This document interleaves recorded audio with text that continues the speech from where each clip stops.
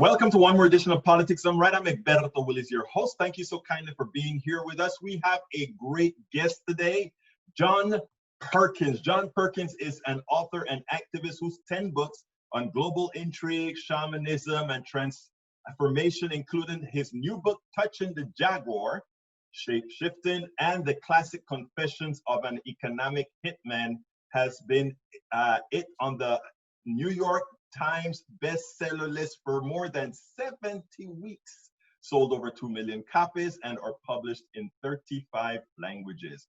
Fortune 500, or rather, as a chief economist at a major consulting firm, he advised the World Bank, United Nations, Fortune 500 corporations, US and other governments. He regularly speaks at universities, economic forums, and shamanic gatherings around the world, and is a founder and board member of the nonprofit organizations, the Pachamama Alliance and Dream Change. John Perkins, welcome to Politics Done Right. How are you doing today? I'm doing great, Egberto. Thank you very much. It's wonderful to be here with you. Hey, look, let me tell you, it's great having you. Before I interviewed you, I listened to a whole lot of your work, and in watching what you had to say, I mean, I know the people at Politics Done Right are gonna love you. I know that the people in the different domains where we are gonna get some inspiration from you, because what you're talking about are things that we need to talk about. Now, there is a breakdown of your book, and before we get into the new stuff, Confessions of an Economic Hitman, you had a little snippet that really rang aloud. It says, life is composed of a series of coincidences over which we have no control. Once we are presented with such coincidences, we gave choices. How we respond, the actions we take in the face of coincidence makes all the difference.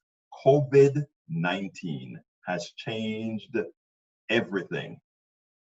What can we get out of that coincidence? Yeah, well, that is, Egberto, before we get started, I just want to show you that I'm surrounded by jaguars. Here's wow. Yeah, she's actually a little American kid, but she looks a lot like a baby jaguar. The reason I bring it up is because you may hear meow once in a while, and that's her. She's only 8 weeks old. Perfect. Very, very curious. So this coincidence that's hit us of the COVID-19, and also all that's going on around police brutality, white privilege, racial discrimination, all of this is going on. How do we deal with these things? Yes, this is our fate in a way. These are coincidences, but they're not coincidences. They're happening to us for a reason.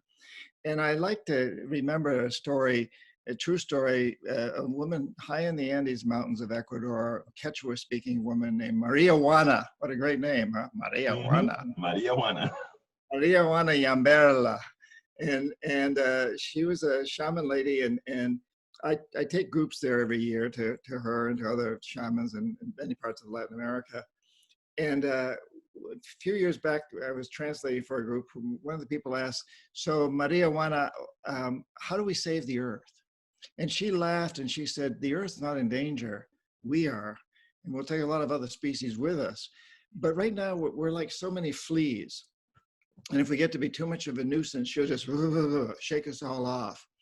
And then Maria Juana points up at this volcano that hovers over her home, high in the Andes. And she says, just a few years ago, that volcano was covered with a massive ice cap. It isn't anymore, the ice cap's gone. Pachamama, Mother Earth, is twitching. She hasn't shaken us off yet, but she's warning us. And we all listen to these messages. And you know, Egberto, that all over, during the years since then, every time there's been a major hurricane or flood or fire, I've thought about that. But you know, we've taken these events as local.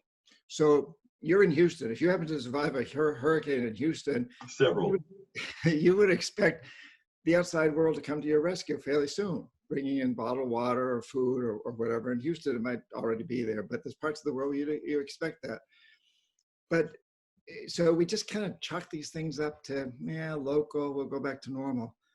This virus, and now this awareness of the social and racial inequalities that we have are hitting the whole world. You know, this is no longer a local event. There is no outside world. And so each time Pachamama is speaking to us, and you can look at this completely from the scientific standpoint, you know, we've cut back on our economic growth, and it's changed things. The animals are coming back, and you can see stars in places where nobody ever saw stars before. Imagine that, yeah. Imagine that. Or you can look at it shamanically. The earth is a living creature that speaks to us. But either way, we're being told that we've got to change, and this pandemic is hitting us so hard. But I gotta say, you know, if we don't listen, if we don't change as a result of this permanently, if we don't realize there's got to be a new normal, we've got to go from an old failing system to a new one that will be regenerative and work, we'll probably get hit even harder next time. And, you know, I actually think we are not even through a first phase here. So this could actually be the time. Now, in several of the talks that you've talked about empire. And one thing about empire is that they all fall. How they fall is kind of interesting. One of the things you've said is, well, you don't want this to fall. You want us as activists to really get involved to make sure that we don't fall, but what we do is change. Now, COVID-19, I see the way the rest of the world responds to it and how we are. And we are dramatically worse than, let's say, China and the European Union, which are doing fairly well comparatively. Do you think this is one of the things that could actually destroy us as being the leading empire? Yeah, absolutely. I mean, it's absurd when you think about it, isn't it? That the wealthiest country in the history of the world is also the one country that can't seem to really handle a virus, and we should be able to. We spend as much money on military as the next 10 countries combined, and we build these defense systems that aren't helping us in the least bit defend ourselves from this thing that's killed more people than World War I or Vietnam and Korea combined. More of our soldiers, and so yeah, I mean, we're being shown the empire was already in decline. We all know that China has been slowly, not very slowly, but replacing, you know, moving in to take over a superpower. You know, you're from Panama. I just came back from Central America and South America. I spent a lot of time, and China is having a huge impact throughout the Southern Hemisphere, and yeah, and we're being shown here. China's got a much bigger population, but it's dealt with this virus much better. One of the things I find very, very interesting is that, so China has basically a dictatorship, an authoritarian government, but everybody listens to it and respects it. And when they tell you to wear masks, they wear masks. And the United States, we elect our government, but we don't listen to it. So, you know, and even the government doesn't listen to itself. You know, Trump is not wearing a mask, even though all of his medical advisors tell us all we should be wearing masks. What does that say about us? You know, it's very, very interesting how this is happening. Well, you know, you speak a lot about capitalism, and you came from first of all, tell me a little bit before you made your transition. You were an economist. You worked in the field. You were a true capitalist, weren't you? Yes, and I guess I would say I am a capitalist in the purest sense of the word. That capitalism, to me, the definition of capitalism is it's a system where the means of production and commerce are not owned by the government; they're owned by individuals, and it has healthy, fair competition. Well, we have a system that where the means of production are not owned by the government, they're owned by individuals, but the individuals own the government. So we've turned this around in the United States, where we know that nobody gets elected. That's a policy, yeah. Yeah, and we don't have fair competition. You know, we've got oligarchies and monopolies, and yeah, you may in your local community there might be two coffee shops vying with each other competitively, but if Starbucks comes in, it can drive them both out of business. The same with all kinds of stores that Walmart or one of the big box companies will drive out of business. So what we have today, I think, is something we could call a global predatory capitalism. It's an aberrant. of capitalism. It's not the purest form. My grandson's lemonade stand is capitalism. Right. And all the little local markets, farmers markets, that's capitalism. And what we have today is something that's taken that to an extreme, and it's an extreme that's destroying the planet as we know it. Well, you know, I've decided not to, in my narrative, I've decided just to let capitalism be what the current capitalists decide they want it to be, and use the very simple term, I surely believe in free enterprise. And by leaving it at free enterprise, I leave the capitalism to those who are doing with capitalism what they do with capitalism, to make the argument or to make the discussion rather simple. But in questioning our current form of capitalism that we have right now, we know it's not sustainable. How do we migrate? How do we migrate to what we should have? And what do you call what we should have, based on sustainability and everything else?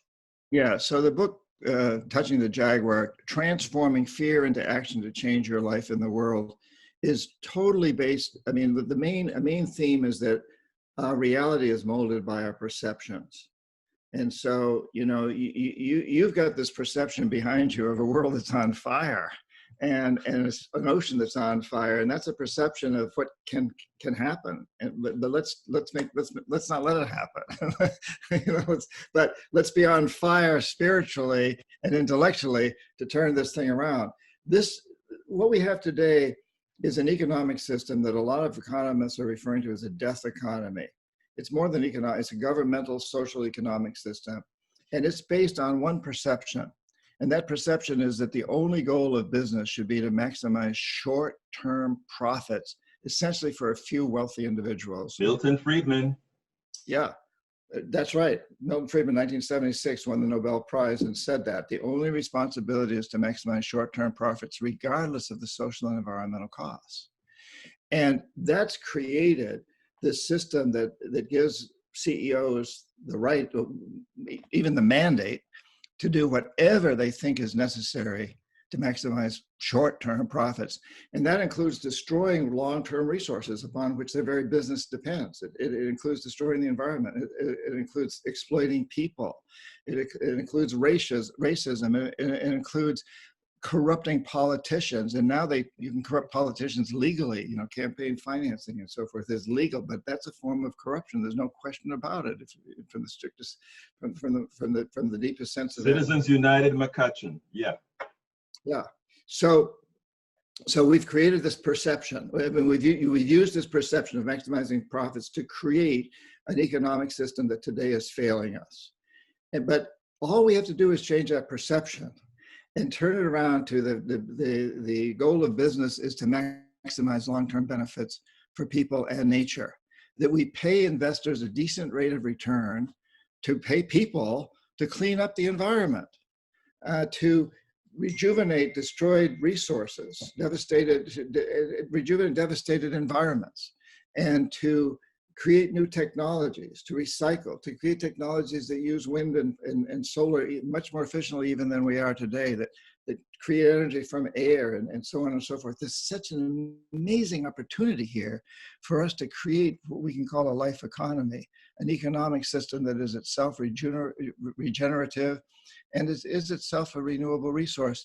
All we have to do is change our perception so that the Time Magazine's Person of the Year becomes you, or becomes whoever is taking a leadership role in transforming the death economy to a life economy. And you know, it's a simple change of perception. Now, a simple change of perception that requires work. You know, yes. But the starting point is to change our definition of what it means to be successful human beings on this planet. No longer it's about accumulation of material things and maximization of that. It's now about long-term benefits, or what we might even call spirituality. I love the way you put that, the change of perception, because that is prescient. That is extremely important. I have interviewed real capitalists, and sorry for not calling you a real capitalist, but I've interviewed real capitalists, and we've been on panels before. And when I propose certain types of policies, they would say things like, well, how would that affect business? And my answer to them is, what comes first, humanity or business? I says, right now, we create business and force humanity to adapt to business. Shouldn't we adapt business to the needs of humanity first? And and a corollary to that would be the needs to humanity vis-a-vis the need of the environment, the need of everything that makes things sustainable. Your thoughts on that? Well, I totally agree with you. There's no question about it. The question is, how do we make that happen? And I have to say that I speak at a lot of big economic forums. I was recently speaking to 12,000 people there in St. Petersburg, Russia, including President Putin and Secretary General of the United Nations, Gutierrez, and others. And, you know, in these conferences, I meet with CEOs and people in high positions afterwards. There are all kinds of people from the United States, big corporations at these meetings. And over a glass of wine and cheese, there's a reception, you know, we have a talk, and they'll say, you know, I like your ideas and I want my company to be very green. I have children, I have grandchildren. But I know that if in the process of being green, I lose 0.5% of market share, I'll be fired. My main investors will fire me and replace me with someone who only cares about market share. That's a dilemma that these people are in, regardless of what their beliefs are. And they'll say to me, so please, as you're speaking to people, as you're speaking to this show right now, ask the viewers to send me an email. So I would say, you know, any viewer, pick a corporation, Walmart, Nike, Exxon, whatever corporation you want, and write them emails or tweets or whatever and say, hey, I love your product, but I'm not going to buy it anymore until you pay your workers in Indonesia a fair salary, or you've cleaned up the environment, the oil spills you've done, whatever it is. And send it to them, and send it to all your social networking circles, and ask them to send it to the company, and ask them to send it to all their social networking circles. And when executives have enough of these, they can go to their top investors and say, hey, we got to listen to these things. There's 100,000 of these come from our customers. We've got to listen to them. And so I'm not trying to excuse executives, and there are obviously some that are sociopaths, but they also have to listen to their customers. But I am saying that, you know, they're ruled by Wall Street. They're ruled by the investors, and they know that. And these guys are vulnerable. We, the people, the consumers, the employees, the consumers, the employees, and the investors, us, we have to make these changes happen. You know, John, in listening to you and listening to your narrative, there's a certain dichotomy. I hear you are an environmentalist. You want sustainability. You want all these things. But I still see you very vested, and tell me if I'm wrong, very vested within the corporate structure, as if, let's say, the policy of, let's say, stocks, where there are shareholders, corporations, leading down in sort of a hierarchical manner towards then employees and otherwise. Do I understand that right, or? Well, yeah, I think it's fair to say I'm an idealist, maybe a visionary, and that I see how it takes perception. First, it comes the perceptual change, and then you have to touch the jaguar that keeps you from realizing the perception. And in this case, a big jaguar is the corporations. The corporations control the world right now, truly. I mean, you know. Absolutely, yeah. And so it doesn't do any good to say, let's get rid of corporations, because I don't see that happening, not in my lifetime. Maybe it'll happen in your lifetime, but maybe it'll happen in my grandson's lifetime. But right now, it's what we're dealing with. This is the power structure. And there's a way to get in there and change the power structure. And we, the people, have the power to do that if we just come together to do it. It's about changing perception. That's a great clarification, because you know, my theory. First of all, I get exactly what you're saying. I think that is how those people who are voting for Biden, let's say me inclusive, would be looking for a change, not getting the particular change that we want, but it is, and I don't want to call incremental change because I've written against incremental change, but getting the necessary step to move to the change that we actually want. So my concern is, with all the things that we want, I cannot see a system in which there are investors of the type that we have today, shareholders of the type that we have today, where where people's values and people's needs would take precedence over profits. I don't know if that is possible. Tell me. I totally believe it is possible. If I didn't, I wouldn't be on the show with you. I wouldn't be writing things. I'd just go out and, I wouldn't do that. No. I think you misunderstood my question. What I'm saying is, I think we have to change the modus operandi if we are to really get to a type of system where humanity comes first. Yes. And I think we've been on that path even before the virus hit us. I think, B corporations, benefit corporations. Yes. My publisher was the first publisher to become a B corporation and then a benefit corporation. Conscious capitalism, the Green New Deal. The fact that last August, 192 of the most powerful executives in the world came together at the Business Roundtable. And they made a statement that basically supported the life economy. They said, we no longer can focus on maximizing short-term profits. We can't do that any longer. We've got to move into a system that takes better care of our employees and our customers and our supply chains and the environment. They said this. Now, they said this. That's a perception change that they're already going through. But now we, the people, have to take the action to make sure that they adhere to that. I'm reminded of Franklin Roosevelt at the end of World War II. He was meeting with the top executives of the auto industry's labor unions. At the end of the meeting, he's shaking hands with them as they're all leaving the Oval Office. And he says, I think you guys now understand that I'm on your side. I want to do what you want me to do. You got to go out there now and get your rank and file to force me to do it, because that's the only way I can deal with Congress and the big corporations. You've got to push. And I think that's where we are now, is I think many of these executives understand it. Those sociopaths who don't understand it, what they do understand is success. And if we define success as short-term maximization of profits, that's what they'll go for. That's what they are going for. But if we turn that around, and Time Magazine and Fortune Magazine, all these people, if we start honoring the executives and the politicians and the media people who are moving toward a life economy, then the sociopaths, if that's the route to success, to fame and fortune, however they define it, they will get on the bandwagon. So we, the people, have to push this thing. We're talking about true democracy here, globally. That isn't unlike, I got stopped by an officer, and it was one of those driving wild black issues, and I got stopped by this officer. And this officer, after stopping me and having a conversation, he turned out to be very, very nice. And I was going to the radio station where I was doing my show, and I went back after he stopped me, and he just gave me a warning, no tickets or whatever. He shouldn't have stopped me in the first place. But I went back just because of the dialogue that we had, and I said, hey, you know what?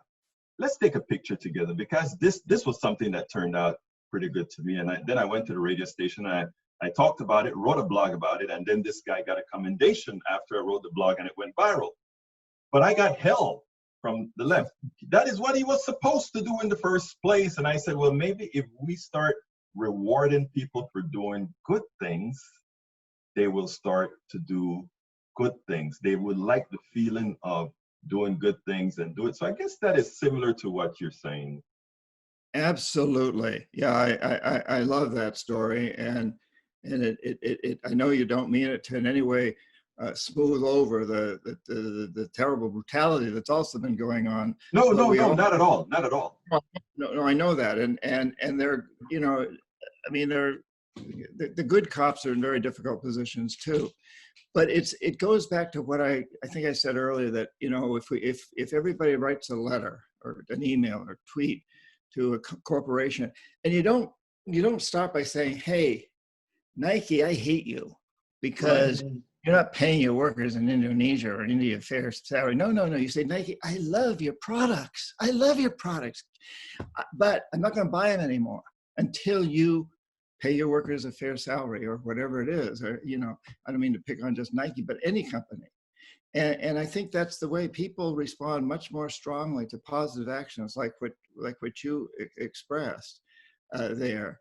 And yes, sometimes we'll take grief for this. You know, I take a lot of grief for saying, you know, for sometimes defending the idea of capitalism like we did. And I'm pretty careful to say, you know, I'm not defending the current form of capitalism. Well, I mean, you heard me give a little bit of pushback on capitalism as well, because I mean, I heard that, you know, I mean, you have access. That I guess that's a good thing, right? Because the fact that you take the stance in the stance that you take, and the fact that you are in that domain, you have the ability to be that interface.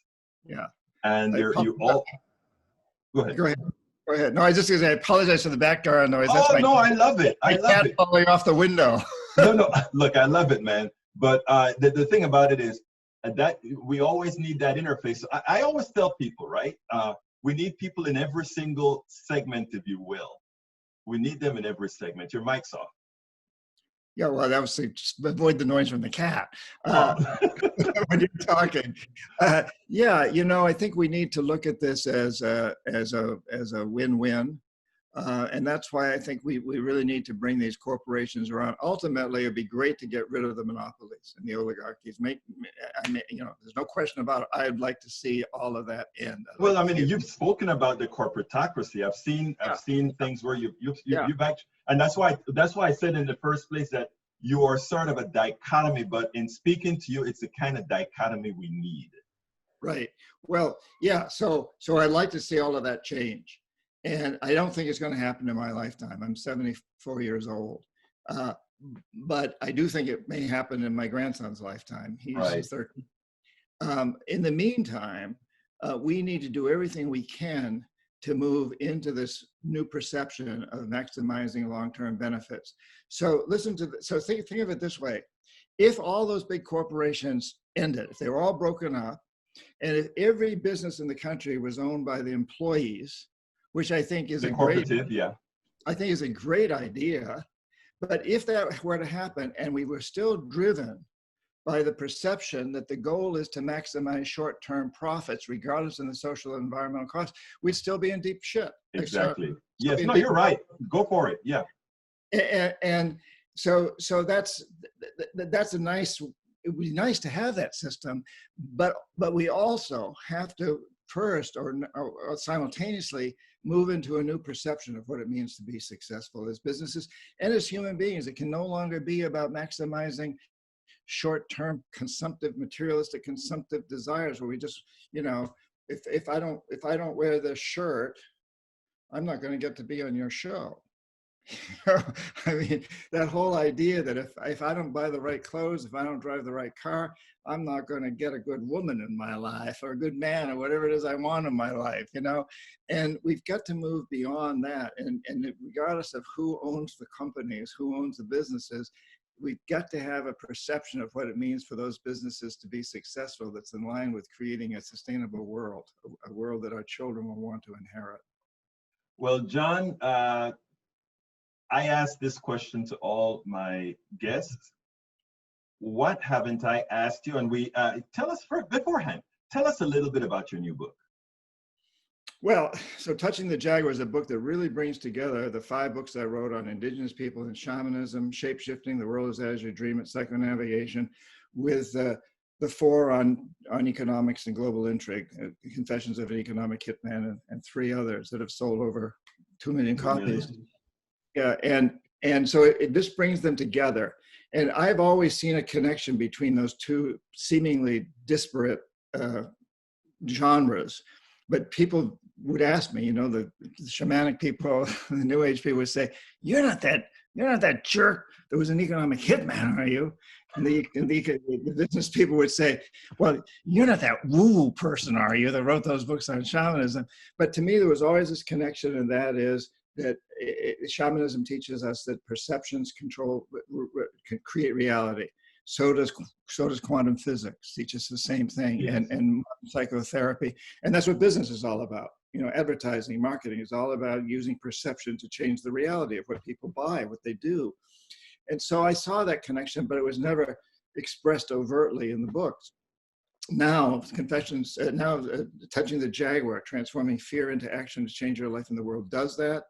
And it does it through a lot of stories that I hope are fun to read and exciting, because I write, true stories, narrative nonfiction. But in the end, too, it leaves people with a process that every one of us, every one of you, every one of your listeners can use to make them, to bring a better life to them individually and create a better world. And so there's this 10-minute process that you can do once a day or once a week that takes you there. It basically revolves around 5 questions that we can ask ourselves, and the answers then take us into this route where no matter whether you're a TV or a radio host or a writer or a carpenter or a plumber or a parent, or whatever you are, we all have a role to play in this. And it's important. Touching the Jaguar means identifying what we most want in our lives and identifying what blocks us. What are the barriers? What are the voices telling you can't do this? You're not good enough. You're not smart enough. You don't have enough education, whatever. And when we touch those voices, what kind of a change of perception do we get that allows us to move into actions that let us move into what it is we most desire? And so process in there that goes into that. And that's one of the reasons I wrote the book, to provide people with the backstories that'll inspire them to know that we can do this, to talk about the death versus the life economy, and then to leave them with a practice that they all can do that will take them on a journey into this whole adventure that we're on right now. Because let's face it, we're living in an amazing time. I think we're all very blessed to live in this time. I don't mean to downplay the suffering and the people that have died and suffered throughout this on the racial issues and the pandemic issues, but this is an amazing, we're being shaken awake when the Pachamama is twitching very hard right now. Exactly. Well, now, John, what would you have liked me to ask you that I haven't asked you? What are those 5 questions that each person can ask himself? That's what I'd like you to ask me. What are the 5 questions? So this, and I want to say that there's 5 questions and lead you to a daily practice that makes it easy to answer the questions on a daily basis. Questions are, number 1, what do you want to do for the rest of your life? What will bring you the greatest satisfaction? And I would answer that just as an example by saying, I want to write. I like to write. I have a good friend who's a carpenter, kind of the opposite end of the spectrum. He wants to work with his hands in wood. Okay, very different. The second question is, how do you do this in a way that helps other people? Because we all feel better if we're helping other people. So I would say I'm going to write stories that inspire people to make a better life for themselves and the world. My carpenter friend would say, I'm going to use sustainable materials. I want to use sustainable materials. The third question is, what's holding you back? What are the barriers? What are the jaguars that are keeping you from doing this? As a writer, I might say, I don't have enough time in my day to write every day. And the carpenter might say, well, my customers don't want to spend more money on sustainable materials. And so the fourth question is, when you touch that jaguar, how does it change your perception? As a writer, I'd say, well, I can get up half an hour earlier in the morning, or I can watch an hour less of television every night and create time for me to write. My carpenter friend touches the jaguar says, just tell your customers that this additional price in sustainable materials is not a cost, it's an investment. They're investing in their future and their children's future. And the fifth question is, what actions do I take every day, basically?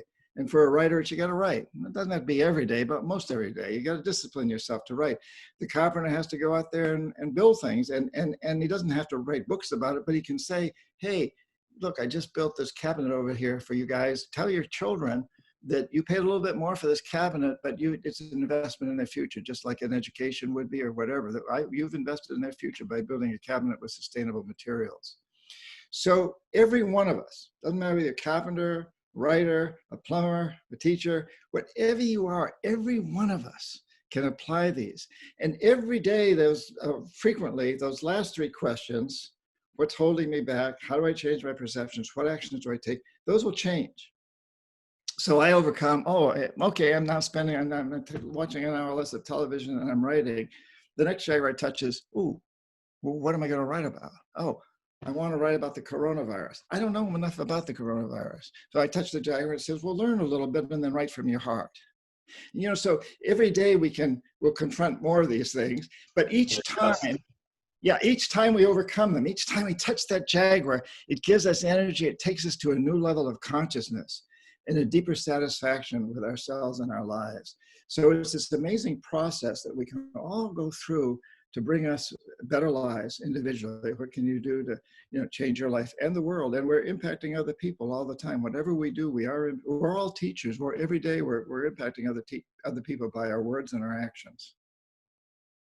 John Perkins, let me tell you, I am on my third book, but I already started number 3, number 4, and number 5, and you just gave me the inspiration to take a few more minutes of the day to try to get them to hell finished. So John Perkins, author and activist, 10 books, his new book, Touching the Jaguar. You'll have a link to it in the blog post. We'll talk about it on the show as well. John Perkins, thank you so kindly for being on Politics Done Right. My pleasure. It's so great to be with you. Thank you for what you do. I love what you're doing and keep doing it. I'm Egberto Willies, host of Politics Done Right, an independent news program. I post several news videos of interest every day. I ask you so kindly to subscribe to my channel and please leave me some comments. Thank you very much.